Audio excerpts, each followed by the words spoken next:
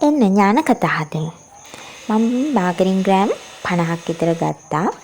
ඒක හොඳට බීට් කරගෙන ඒකට මම සීනි ග්‍රෑම් 100ක් විතර එකතු කරගන්නවා. ඒකෙත් සීනියට නැති වෙනකන් හොඳින් බීට් කරගන්න ඕන.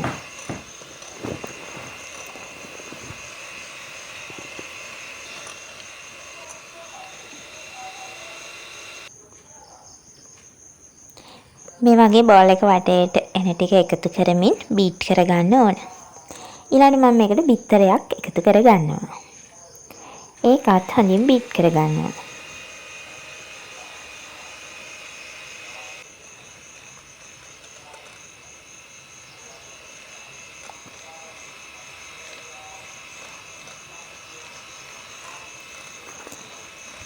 ඊළඟට මම පාන් පිටි ග්‍රෑම් 200ක් විතර ඒකට බේකින් පවුඩර් හඳි භාගයක් විතර එකතු කරලා මේ විදිහට කවලම් කරලා තමයි පාන් පිටි ටික හලාගන්නේ.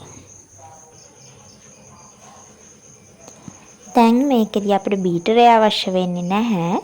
දැන් මේ ටික හොඳින් කවලම් කරගන්න තියෙනවා. පිටි ඩෝ එක හදාගන්න තමයි දැන් තියෙන්නේ අපිට ඥාන කතා හදන්න. මෙන්න මේ වගේ පිටි ඩෝ එකක් තමයි මම හදාගත්තේ. මේ වටේ ටික ඔක්කොම එකතු කරලා අරගෙන මෙන්න මේ වගේ දිග අරගෙන මේක මම තීරු වලට වෙන් කරගන්නවා.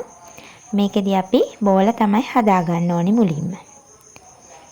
මේ කොනේ තියෙන මරුණම මම ඉතිරි ටික ආයේ දෙකට කපාගෙන බෝල ටික හදාගන්නවා. එක සමාන බෝල ටිකක් හදාගන්නවා.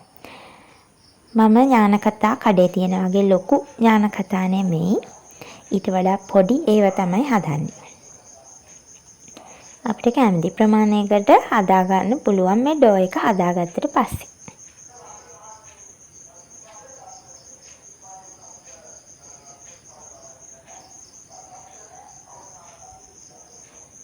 හරි මම බෝල ටික ඔක්කොම හදාගත්තා.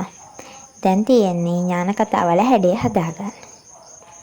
මෙන්න මේ විදියට බෝලය අරගෙන එක පැත්තක් මෙන්න මෙහෙම පහත් කරන්න තියෙනවා. මම ට්‍රේ එක කලින්ම සූදානම් කරලා තියාගත්තේ. ඒක ටිෂු එකට මාගරින් ටිකකුත් මම ගාගත්තා.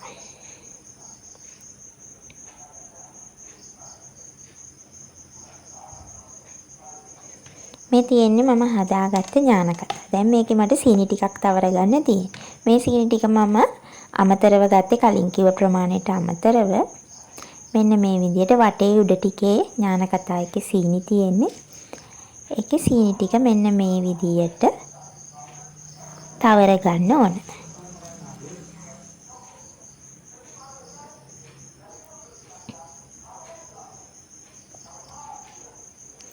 මේ තියෙන්නේ මම හදාගත්ත ඥාන කතා ටික. මම අර සීනි තවරන වෙලාවේදී oven එක ප්‍රීහීට් වෙන්න දාලා තිබ්බේ. දැන් මම මේක බේක් කරගත්තා. මේ තියෙන්නේ මම බේක් කරගත්ත විනාඩි 40ක් විතර මම බේක් කරා සෙල්සියස් අංශක 180. මේ තියෙන්නේ මම බේක් කරගත්ත ඥාන කතා. එතකොට යටත් දුම්රිය පැහැයට හුරු වෙනකන් ඒ වගේම උඩ ටිකක් පුපුරන්න ඕන මෙන්න වගේ වෙනකන් බේක් කරගන්න ඕන.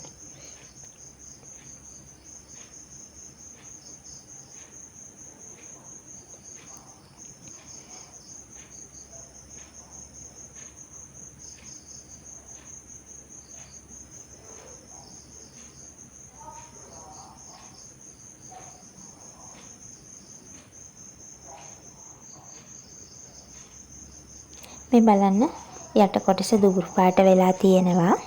මේ විදියට රසට අපට ඥාන කතා ගෙදරදීම හදාගන්න පුළුවන්. මේ තියෙන්නේ උදේ ඉතිරි වෙච්ච ඥාන කතා ටිකෙන් කරගත්ත වීඩියෝ එක.